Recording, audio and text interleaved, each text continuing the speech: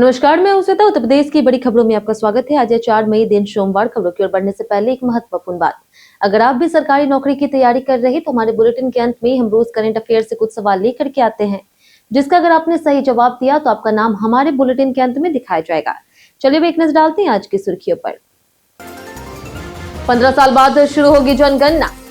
UP कर्मचारियों को मिलेगा 2% बढ़ा महंगाई भत्ता। जल जीवन मिशन की सड़कों पर सीएम योगी का बड़ा एक्शन। यूपी में बनेगा शक्ति चक्र धार्मिक पर्यटन सर्किट। मुंबई की हार पर भड़के श्रीकांत, पांड्या पर बड़ा बयान। चलिए एक नजर डालते हैं आज की 25 बड़ी खबरों की ओर। यूपी में वन रक्षक भर्ती 2026 708 पदों पर आवेदन शुरू। उत्तर प्रदेश वन विभाग में वन रक्षक और वन्य जीव रक्षक के 708 पदों पर भर्ती शुरू होने जा रही। 12वीं पास उम्मीदवार 30 जून से आवेदन कर सकेंगे। चयन प्रक्रिया में लिखित परीक्षा, शारीरिक परीक्षा और मेडिकल शामिल होगा। चयनित उम्मीदवारों को 19,900 से 63,200 रुपए तक वेतन मिलेगा। आवेदन शुल्क केवल 25 रुपए है। 15 साल बाद शुरू होगी जनगणना, लोग खुद भरेंगे डेटा। उत्तर प्रदेश में 15 साल बाद जनगणना 2027 की प्रक्रिया शुरू होगी, जिसमें पहली बार डिजिटल और स्वगणना की सुविधा दी जाएगी।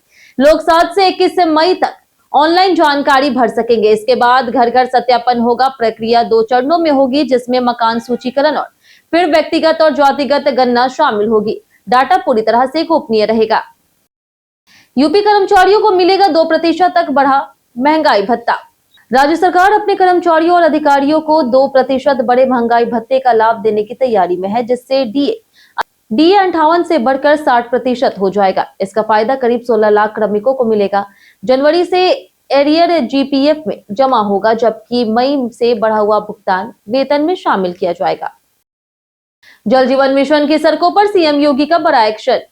मुख्यमंत्री योगी आदित्यनाथ ने जल जीवन मिशन के तहत खोदी गई सड़कों की मरम्मत और गड्ढों को तत्काल भरने के निर्देश दिए। लापरवाही पर ठेकेदारों पर जुर्माना और ब्लैक लिस्टिंग होगी। सभी जिलों में डीएम को निरीक्षण का आदेश दिया गया है। सरकार 2027 चुनाव से पहले काम तेज कर रही और शिकायतों के निस्तारण पर जोर है। योगी सरकार की सख्ती से राजस्व मामलों के निस्तारण में रिकॉर्ड तेजी। उत्तर प्रदेश में सीएम योगी की मॉनिटरिंग से राजस्व मामलों में निस्तारण में तेजी आई है। अप्रैल में लखनऊ ने 18,861 मामलों के साथ शीर्ष स्थान पाया, जबकि जौनपुर लगातार बेहतर प्रदर्शन कर रहा है। जिलाधिकारी न्यायालयों में भी जौनपुर ने पहला स्थान हासिल किया है। कुल 3.37 लाख मामलों का निपटारा हुआ, जिससे पारदर्शिता और न्याय व्यवस्था मजबूत हुई। पंचायत चुनाव मतदाता सूची का दोबारा सत्यापन शुरू। पंचायत चुनाव के लिए मतदाता पुनरीक्षण सूची का दोबारा सत्यापन किया जा रहा है, ताकि किसी गड़बड़ी की आशंका न रहे। 10 जून को अंतिम मतदाता सूची जारी होगी। राज्य में 12.69 करोड़ मतदाता दर्ज हैं। आपत्तियों का निस्तारण हो चुका है और नए मतदाताओं का नाम भी जोड़ा जा रहा है। साथ ही विशेष नंबर भी दिया जा रहा। यूपी में बनेगा शक्ति चक्र धार्मिक पर्यटन सर्किट। उत्तर प्रदेश सरकार धार्मिक पर्यटन को बढ़ावा देने के लिए शक्ति चक्र नाम से नया देवी मंदिर सर्किट विकसित कर रही। इसमें 31 जिलों के प्रमुख और अल्पज्ञात माता मंदिर शामिल है। पहले चरण में बुनियादी सुविधाएं विकसित होगी, फिर डिजिटल प्रचार किया जाएगा। इससे पर्यटन, रोजगार और स्थानीय अर्थव्यवस्था को बढ़ावा मिलेगा।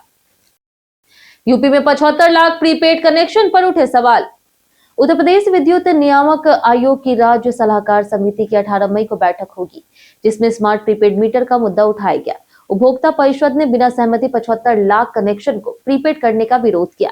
तकनीकी समस्याओं और जन आक्रोश के बीच यह मामला गरमाया हुआ है। साथ ही दर बढ़ोतरी का भी विरोध किया गया। पशुधन मंत्री ने भूसा संग्रहण अभियान पूरा करने के दिए निर्देश। पशुधन मंत्री धर्मपाल सिंह ने भूसा संग्रहण अभियान को जल्द पूरा करने के निर्देश दिए। 15 अप्रैल से शुरू अभियान में 60.99 लाख क्विंटल भूसा संग्रह का लक्ष्य है, जिसमें अब तक 41.50 लाख क्विंटल एकत्र हो चुका है।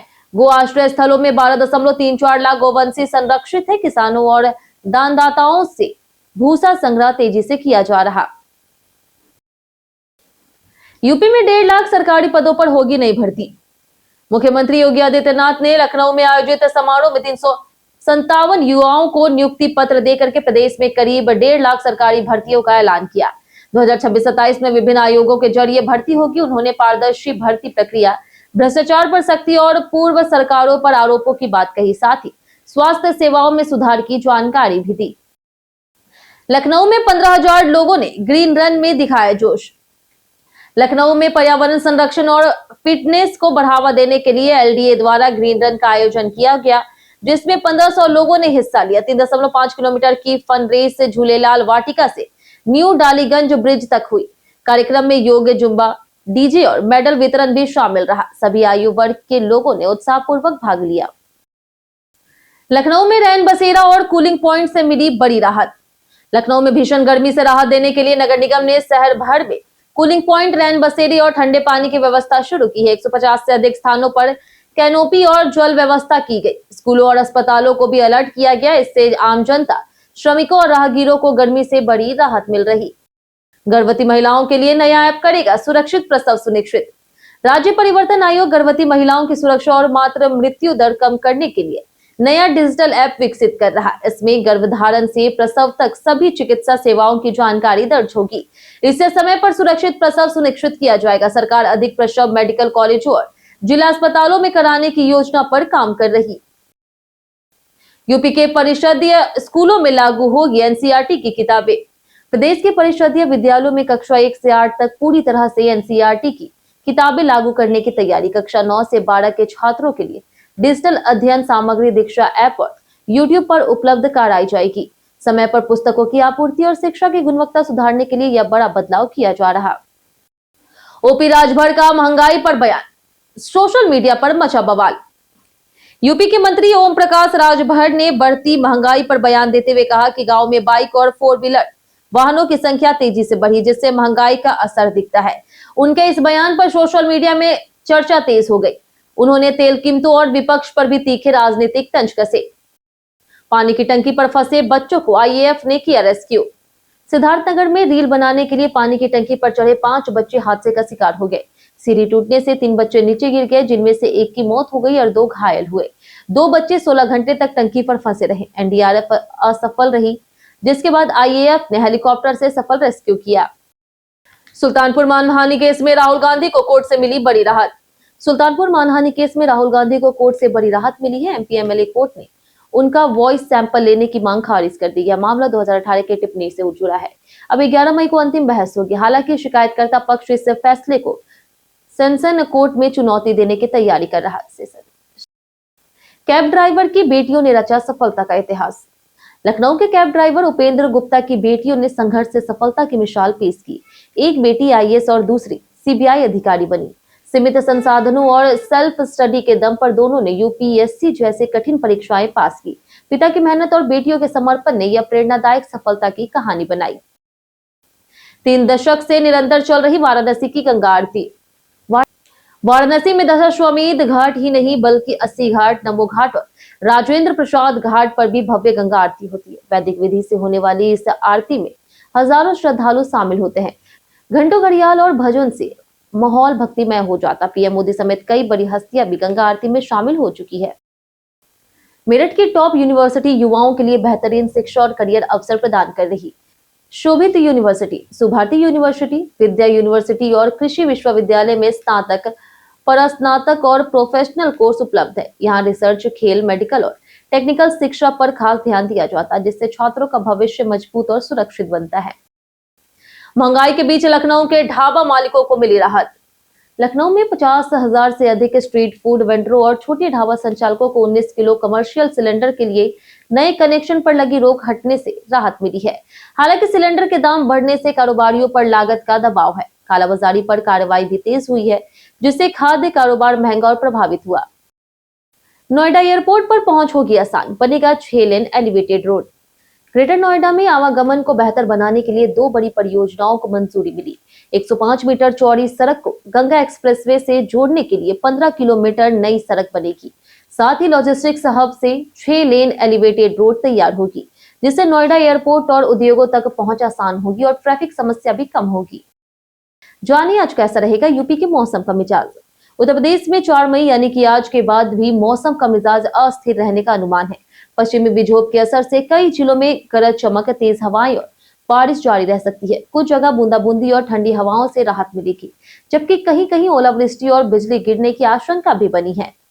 मौसम विभाग ने सतर्क रहने की सलाह दी है। मुंबई की हार पर भड़के श्रीकांत, पांड्या पर बड़ा बयान। मुंबई इंडियंस को आईपीएल 2026 में चेन्नई सुपर किंग्स के खिलाफ 7 विकेट से हार मिली, जिससे टीम अंक तालिका में 9वें स्थान पर पहुंच गई। पूर्व चयनकर्ता कृष्ण माचवारी श्रीकांत ने कप्तान हार्दिक पांड्या की रणनीति पर सवाल उठाते हुए उन्हें प्लास्टिक कप्तान कहा। चेन्नई ने ऋतुराज गायकवाड़ की 67 रनों की पारी से आसान जीत दर्ज। कई कारणों से दर्ज भारत के इतिहास में आज की तारीख 1767 में त्यागराज का जन्म हुआ, जो कर्नाटक संगीत के महान संगीतज्ञ थे। 1799 में मैसूर के शासक टीपू सुल्तान का निधन हुआ। 1905 में अन्ना चांदी का जन्म हुआ, जो भारत की पहली महिला न्यायाधीश बनी। 2008 में पंडित किशन महाराज का निधन हुआ। हम प्रतिदिन आपसे 5 ऐसे जरूरी सवाल उसके जवाब बताएंगे जो कि यूपीपीएससी जैसे अन्य प्रतियोगी परीक्षाओं में काम आएंगे। सवाल इतिहास, बिहार स्पेशल, विज्ञान, करंट अफेयर्स और भूगोल से रहेंगे। पूछे गए 5 सवाल में आपने कितना सही जवाब दिया, ये हमें कमेंट करके जरूर बताएं। तो हमारा पहला सवाल है, लाख बहुसी राष्ट्रीय उद्यान किस प्रदेश में है? ऑप्शन ए है Madhya Pradesh, option B Orissa, option C Uttar Pradesh, option D है झारखंड। इसका सही जवाब है ऑप्शन सी उत्तर प्रदेश। हमारा दूसरा सवाल है कि अकबर ने किस विजय के उपलक्ष्य में फतेहपुर सिकरी में बुलंद दरवाजे का निर्माण कराया था? ऑप्शन ए है बंगाल विजय, ऑप्शन बी है गुजरात विजय, ऑप्शन सी है महाराष्ट्र विजय, ऑप्शन डी इनमें से कोई नहीं। इसका सही जवाब है ऑप्शन बी गुजरात विजय। हमारा तीसरा सवाल है कि औरंगजेब के खिलाफ बुंदेलखंड में विद्रोह की शुरुआत किस शासक ने की थी? ऑप्शन ए है वीर छत्रसाल, ऑप्शन बी है पेशवा बाजीराव, ऑप्शन सी है अली मोहम्मद, ऑप्शन डी शाह आलम। इसका सही जवाब है ऑप्शन ए वीर छत्रसाल। हमारा चौथा सवाल है कि उत्तर प्रदेश राज्य के प्रथम मुख्य सचिव कौन थे? Option A Bhagwan Sahay, option B Bholenath Jha, option C है Kalika Prasad Arya, option D N Jha. इसका सही जवाब है ऑप्शन बी भोलानाथ झा। हमारा आखिरी सवाल है कि इनमें से कौन सी मिट्टी दक्षिण के पठारी भाग में नहीं मिलती? ऑप्शन ए भोटा, ऑप्शन बी है मार्ड, ऑप्शन सी है भुड़, ऑप्शन डी है पड़वा। इसका सही जवाब है ऑप्शन सी भुड़। बीते दिन बहुत से लोगों ने हमारे वीडियो पर कमेंट किया था, जिनके नाम है कृष्णा कुमार, शिवेंद्र चौधरी, सौरभ कुमार, स्वतंत्र कुमार यादव, विजय सैनी, सुजीत शाह, राम गोपाल और रमेश गुप्ता। इसी के साथ बढ़ते आज का सवाल की। आज का सवाल है, क्या आप मानते हैं कि गांव में अब भी बुनियादी सुविधाओं की कमी है? आप अपना जवाब हमें हमारे कमेंट सेक्शन में लिखकर जरूर बताएं। आज के लिए इतना ही। उत्तर प्रदेश की तमाम खबरों के साथ बने रहने के लिए देखते रहें डेली ईयूपी। साथ ही आप यूट्यूब चैनल पर देखें, चैनल को सब्सक्राइब कर दें, और अगर आप फेसबुक पेज पर देखें तो लाइक और फॉलो जरूर करें।